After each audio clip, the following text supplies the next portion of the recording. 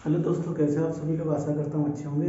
धर्म स्टडी आई की क्लासेस के एक नए वीडियो में आपका स्वागत करता हूँ। अगर चैनल को लाइक सब्सक्राइब नहीं किया, प्लीज़ लाइक सब्सक्राइब कर दीजिए, दोस्तों को शेयर कर दीजिए।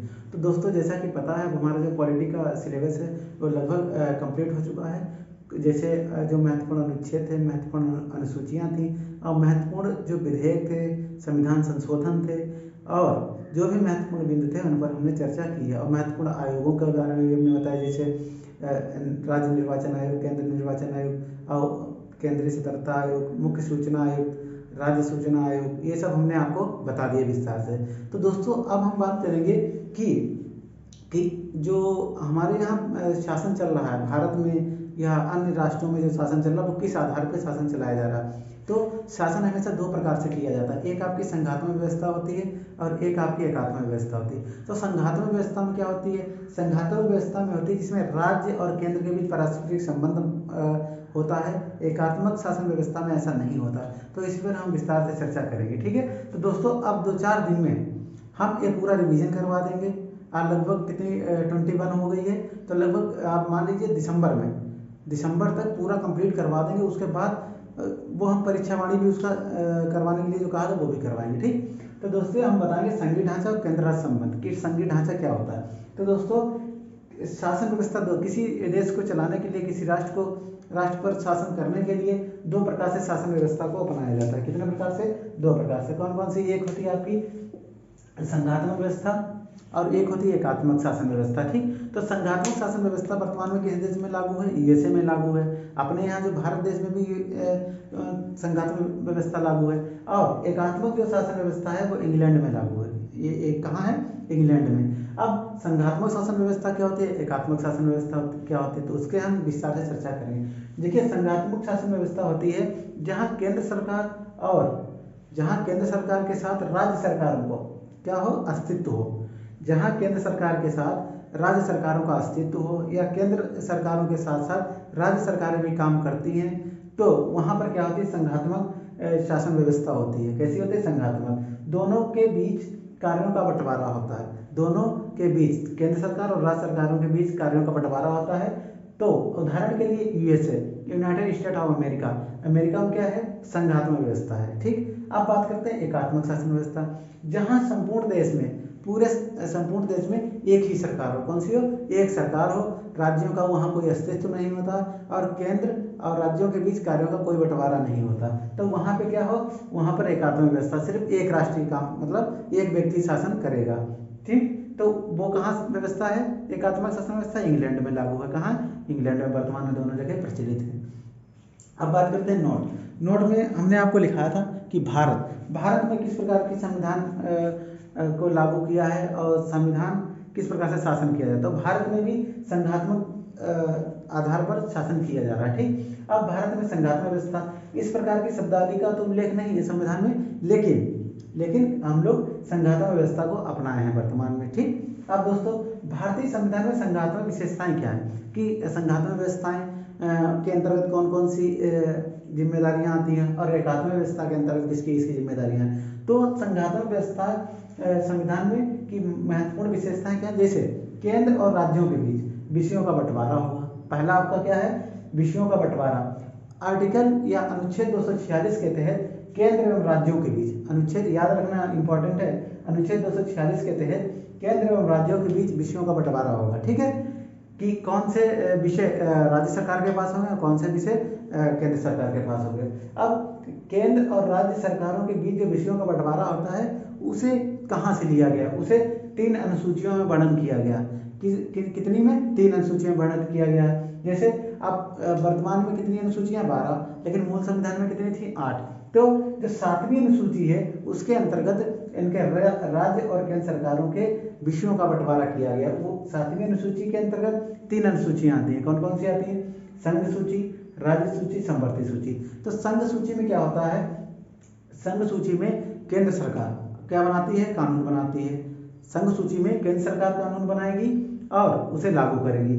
संघ सूची में पहले 97 विषय थे, वर्तमान में कितने? 100 विषय हैं। कितने हैं? 100। वर्तमान में कितने? 100। पहले कितने थे? 97। क्लियर? ये कभी कभी पूछ लेता है, ऑप्शन देगा 100, 97, 98 या 95। तो आपको बताना है संघ, सा से संघ, सा से 100 वर्तमान में, फिर अगला आता है राज्य। अब जब संघ सरकार के अंतर्गत, संघ सूची के अंतर्गत केंद्र सरकार कानून बनाती है, तो राज्य सूची के अंदर राज्य सरकार कानून बनाती है। ठीक, राज्य सूची कानून बनाती है। तो पहले राज्य सूची जो थी तो उसमें 66 विषय थे, इसमें 4 कम कर दिए गए। वर्तमान में कितने, 62।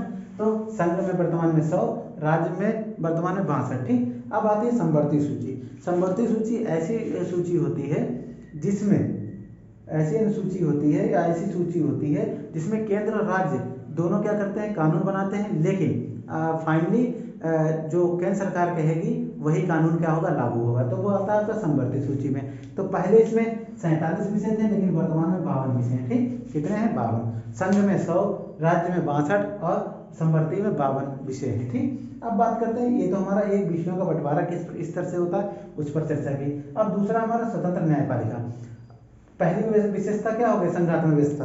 पहली संघात्मक व्यवस्था की संघात्मक शासन करने के लिए कौन कौन सी विशेषताएं होनी चाहिए। नंबर 1 आपका विषयों का बंटवारा होना चाहिए केंद्र राज्यों के बीच, क्योंकि केंद्र राज्यों के बीच इसमें संबंध होता है, इसलिए। दूसरा हमारा स्वतंत्र न्यायपालिका। जो न्यायपालिका है वो अपने स्वतंत्र रूप से क्या करे, कार्य करे। अब न्यायपालिका के अंतर्गत जैसे न्यायाधीश आते हैं, क्या कौन आते हैं, न्यायाधीश। न्यायाधीश की नियुक्ति जो है वो कार्यपालिका में आंशिक रूप से इसका हस्तक्षेप होता है। न्यायाधीशों की नियुक्ति में कार्यपालिका आंशिक, ना के बराबर क्या होता है, इनका उसमें योगदान रहता है। दूसरा है हटाने में कार्यपालिका की भूमिका नहीं होती। ठीक, देखिए नियुक्ति में तो थोड़ी बहुत होती है, न्यायाधीश की नियुक्ति में तो थोड़ी बहुत होती है, लेकिन हटाने में कार्यपालिका की कोई भी भूमिका नहीं होती। ये किसका काम है, यह संसद का काम है। ये किसका काम है, संसद का। अनुच्छेद 79 में संसद का उल्लेख है। ठीक, तो ये हो गया आपका स्वतंत्र। फिर इसके बाद क्या है, जो न्यायाधीश सेवानिवृत्त क्या है, न्यायाधीशों की सेवानिवृत्त और सरकार के अधीन पद। अब जैसे कोई भी अगर न्यायाधीश यहाँ पे क्या होता है, नियुक्त होता है, नियुक्त के बाद सेवानिवृत्त हो जाता है, तो सेवानिवृत्त के बाद सरकार के अधीन कोई भी पद धारण नहीं करेगा। जो भी व्यक्ति न्यायाधीश से रिटायर होगा, लेकिन न्यायाधीश से रिटायर होने के बाद कोई भी सरकार के भारत सरकार के अंतर्गत या राज्य सरकार के अंतर्गत वो पद धारण नहीं करेगा। ठीक, अब बात करते हैं अनुच्छेद 131 की। अनुच्छेद 131 में क्या है, अनुच्छेद 131 में बहुत ही महत्वपूर्ण विषय है सुप्रीम कोर्ट। सुप्रीम कोर्ट क्या करता है, उच्चतम न्यायालय केंद्र एवं राज्यों की सुनवाई न्यायपालिका के पास न्यायिक पुनरावलोकन का अधिकार होता है। सुप्रीम कोर्ट का ये अधिकार है, केंद्र और राज्य के बीच अगर कोई भी विवाद उत्पन्न होता है किसी भी विषय को लेकर, तो वो उसे क्या करेगा, न्यायपालिका क्या करेगी, उस पर सुनवाई करेगी और उसे ये भी शक्ति प्राप्त है कि अगर वो निर्णय देता है तो उसका पुनरावलोकन भी कर सकता है। कौन, सुप्रीम कोर्ट। ठीक, तो ये हो गया अनुच्छेद 131 याद हो गया। अनुच्छेद 246 राज्यों का और केंद्रों के विषयों का बंटवारा, क्लियर। फिर अनुच्छेद 131 में सुप्रीम कोर्ट केंद्र और राज्यों के बीच जो सुनवाई करनी होती है उसका अधिकार है उसके पास। अब बात करते हैं तीसरी विशेषता। पहली हो गई विषयों का बंटवारा, दूसरी हो गई आपकी स्वतंत्र न्यायपालिका। अब तीसरी पर आ जाइए। तीसरी में क्या है, संविधान की सर्वोच्चता। संघात्मक शासन व्यवस्था में संविधान को ही सर्वोच्च परि माना जाता है, सर्वोपरि माना जाता है। किसमें, संघात्मक विशेषता में या संघात्मक जब शासन होता है तो वहां में संविधान को ही सर्वोच्च माना जाता है। ठीक, अब संविधान की सर्वोच्चता होती है संघात्मक शासन व्यवस्था में। इसमें क्या है, अनुच्छेद 368 के अंदर है।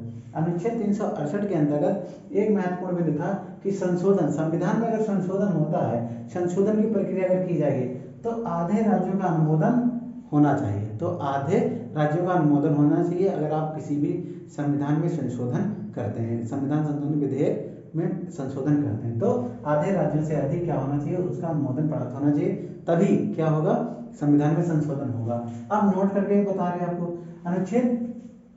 देखिए अभी तक इतिहास में पूर्णतः 99वां संविधान संशोधन हुआ था, विधेयक बना था, इसी आधार पर इसको रद्द कर दिया गया था। राज्यों ने इसको अनुमोदित नहीं किया था। इसमें क्या था, राष्ट्रीय न्यायिक जो नियुक्ति थी, ठीक, राष्ट्रीय न्यायिक नियुक्ति की, न्यायाधीशों की नियुक्ति के संबंध में ये विधेयक आया था और इसको रद्द कर दिया गया था। इसको पूर्णतया रद्द किया, ये इतिहास में पहला ऐसा विधेयक है जो इसको पूर्णतया रद्द किया गया। ठीक, तो ये हो गया, क्योंकि यहाँ पे राज्यों ने अपना अनुमोदन नहीं दिया, क्योंकि राज्यों को ये लग रहा था कि अगर कोई न्यायाधीश की नियुक्ति में इंटरफेयर करेगा तो वो देश के लिए या कानून के लिए सही नहीं होगा, इसीलिए इसको रद्द कर दिया। अब अगली विशेषता, ये तो तीसरी हो गई। अब चौथी विशेषता की बात है राज्यसभा का होना। किसकी बात करेंगे? राज्यसभा का होना। पहली विशेषता क्या है? विषयों का बंटवारा होगा संघात्मक शासन व्यवस्था में। दूसरा, स्वतंत्र न्यायपालिका काम करेगी। तीसरा, संविधान की सर्वोच्चता होगी। अब चौथे बात है राज्यसभा का होना। जैसे हमारे यहाँ देखो संसद के कितने अंग हैं? 3 हैं। कौन कौन से? सरला याद कर लो, ठीक। सबसे पहले 79 में संसद का उल्लेख है। फिर आपका आता है 79 बाद 80 आ जाओ, 80 बाद 81 आ जाओ। 80 में आपकी राज्यसभा हो जाएगी, 81 में लोकसभा हो जाएगी और अनुच्छेद 52 में राष्ट्रपति होगा। अनुच्छेद 52 में तो इसमें क्या है? राज्यसभा का होना भी संघात्मक शासन की एक महत्वपूर्ण विशेषता है, ठीक। अब इसमें क्या है? अनुच्छेद 249 में ये राज्यसभा को अधिकार प्राप्त है, ये राज्यसभा को पावर है कि राष्ट्रीय महत्व के विषयों क्या कर सकती है? आधार पर राष्ट्रीय महत्व के विषयों पर राज्य सूची के विषय पर कानून बना सकती है। राज्यसभा को ये पावर है कि अगर राष्ट्रीय महत्व से संबंधित कोई विषय पर कानून बनाना होगा तो राज्यसभा को ये अधिकार है अनुच्छेद 249 में कि वो इस पर कानून बना सकती है। कितने समय के लिए लागू रहेगा? 1 वर्ष के लिए। ये बहुत बार पूछा गया, 1 वर्ष के लिए वो कानून लागू रहेगा, या ये बहुत पूछा गया 1 वर्ष के लिए, याद रखना, ठीक। अब बात करते हैं राज्यसभा की पहल। राज्यसभा की पहल क्या होगी? अगर राज्यसभा चाहे, राज्यसभा पहल करेगी अनुच्छेद 312 के आधार पर अखिल भारतीय सेवाओं का गठन कर सकती है। अगर राज्यसभा को लगता है कि अखिल भारतीय सेवाओं का गठन होना अति आवश्यक है तो अनुच्छेद 312 के आधार पर राज्यसभा क्या करेगी? अखिल भारतीय सेवाओं का गठन कर सकेगी, ठीक। ये हो गया, क्लियर। अब बात करते हैं, ये 4 हो गए, ठीक। 5वां है राज्यपाल का पद। संघात्मक शासन व्यवस्था में गवर्नर का भी की नियुक्ति होना भी बहुत ही जरूरी है। तो संघात्मक शासन व्यवस्था हम लोग पढ़ रहे हैं तो इसमें राज्यपाल का भी होना जरूरी है। तो राज्यपाल का पद देखो, राष्ट्रपति नियुक्ति तो करेंगे, राष्ट्रपति के प्रतिनिधि के रूप में काम करेगा राज्यपाल, लेकिन जब उसको राज्य का वो बना दिया जाता है तो संवैधानिक तौर पर वो क्या करेगा? संवैधानिक की राज्य के हित के लिए ही निर्णय करेगा, ठीक। ये राष्ट्रपति का आदमी तो जरूर होता है, प्रतिनिधि तो जरूर होता है, लेकिन ये संविधान को ध्यान में रखते हुए अपना काम करेगा। अब बात करें छठा है अखिल भारतीय सेवाएं। अब अखिल भारतीय सेवाओं का भी होना आवश्यक है। संघात्मक शासन व्यवस्था में अखिल भारतीय सेवाओं का भी होना। अखिल भारतीय सेवाओं से लोगों को अच्छे अच्छे अधिकारी मिलते हैं, अच्छे अच्छे अधिकारियों की नियुक्ति होती है, IAS, IPS, IAS। पहले क्या था? अखिल भारतीय सेवाएं जो थी वो IAS, IPS, IAS। इसका IAS गठन नहीं हुआ था, इसकी जगह पर IFS आ गया था 1966 में। कब आया था? 1966 में। तो IAS, IPS आज भी चल रहे हैं और IAS की जगह IFS आ गया 1966 से, ठीक। अब सरदार वल्लभ भाई पटेल जी को इन अखिल भारतीय सेवाओं का जनक कहा जाता है। ये मोस्ट इंपॉर्टेंट है। अखिल भारतीय सेवाओं का जनक किसे कहा जाता है? सरदार पटेल को, ठीक। ये हो गया। और एक हमने टेन्योर सिस्टम ये बताया था पदावधि वाला, 1905 में लॉर्ड कॉर्नवालिस ने लागू किया था, वो उसकी चर्चा हम लोग कर चुके हैं। ये तो छठा हो गया। अब 7वां है अंतर्राज्यीय परिषद। 7वां क्या है? अंतर्राज्यीय परिषद। अंतर्राज्यीय परिषद में क्या आता है? इसे अंतर्राज्यीय परिषद 7वां और 8वां है क्षेत्रीय परिषद। देखिए जो अंतर्राज्यीय परिषद होती है, अंतर्राज्यीय परिषद में क्या होता है कि अनुच्छेद 263 में इसका उल्लेख है। पहले तो ये लिख लीजिए, इसका उल्लेख कब है? अनुच्छेद 263 में। अंतर्राज्यीय परिषदों का उल्लेख कब है? अनुच्छेद 263 में, ठीक। अनुच्छेद 263 ये हो गया। अब इसमें क्या था? अनुच्छेद 263 में यदि राष्ट्रपति को लोकहित में प्रतीत होने पर वे इसका गठन क्या कर सकते हैं? इसका गठन करेंगे। अगर राष्ट्रपति को यह लगता है कि लोकहित में कोई, लोकहित में, यहां लिख लो, लोकहित के लिए अपने को क्या कर सकता है? अंतर्राज्यीय परिषद के आधार पर अनुच्छेद 263 में लोकहितों को ध्यान में रखते हुए अपने आयोग की नियुक्ति कर सकता है और ऐसी योजना चला सकता है जो लोकहित के लिए आवश्यक हो। फिर आता है 8वां क्षेत्रीय परिषद। क्षेत्रीय परिषद में क्या होता है? क्षेत्रीय परिषद के अंतर्गत अगर बात करें, चलिए पहले थोड़ा इसे विस्तार से पढ़ते हैं। 7वां अंतर्राज्यीय परिषदों को, ये तो इधर समझ में आ गया होगा। अंतर्राज्यीय परिषद, तो अब ये 7वीं हेडिंग कौन सी थी? अंतर्राज्यीय परिषद। अंतर्राज्यीय परिषद का गठन जो है अनुच्छेद 263 में उल्लेख है। और किसकी अनुशंसा पर अंतर्राज्यीय परिषदों का पहली बार गठन हुआ था? सरकारीय आयोग। सरकारीय आयोग कब गठन हुआ था? 1983 से 1987। तो सरकारीय आयोग में ही अंतर्राज्यीय परिषद की गठन की अनुशंसा की थी या सिफारिश की थी। तो इन्होंने ही 28 मई 1990 को पहली बार इस अंतर्राज्यीय परिषद का गठन हुआ था। कब? पहली बार 28 मई 1990 को इसका गठन हुआ। अब इसमें क्या था? और अब तक इसकी 11 बैठक हो चुकी है। ठीक, 10 अक्टूबर 1990 अब तक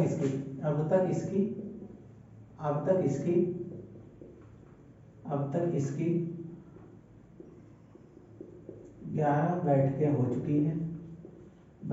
चुकी हैं, ठीक। पहली बैठक कब हुई थी?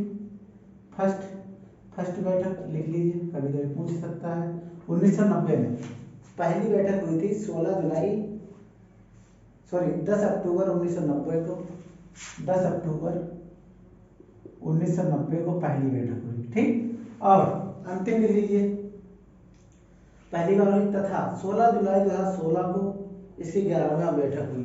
11वीं कब हुई थी? 16 जुलाई, 11वीं लिख लो, 16 जुलाई 2016 को अंतिम बैठक हुई थी। ठीक, अंतिम बैठक हुई। तो ये तो आपकी अंतर्राज्यीय परिषद के बारे में हमने आपको बताया।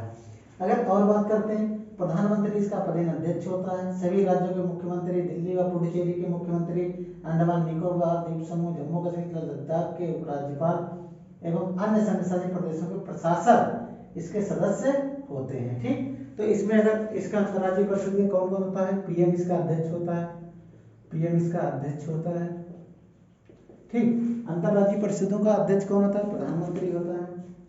और इसमें सभी राज्यों के सीएम आते हैं, सीएम भी आते हैं। ठीक, और केंद्र शासित प्रदेशों के गवर्नर आते हैं। ठीक, केंद्र शासित राज्यों के प्रदेशों के गवर्नर आते हैं। तो अंतर्राज्यीय परिषद का अध्यक्ष प्रधानमंत्री, और सदस्य कौन कौन होते हैं? सभी राज्यों के मुख्यमंत्री और संघ शासित प्रदेशों के जो वो होते हैं प्रशासक होते हैं उनको भी। ठीक, जैसे आपका मुख्यमंत्री दिल्ली पुडुचेरी के मुख्यमंत्री हो गए, तथा अंडमान व निकोबार द्वीप समूह, जम्मू व कश्मीर तथा लद्दाख के उपराज्यपाल, जो संघ शासित प्रदेशों में वाइस गवर्नर का होते हैं, उन्हें भी इसमें सम्मिलित किया जाता है। ठीक,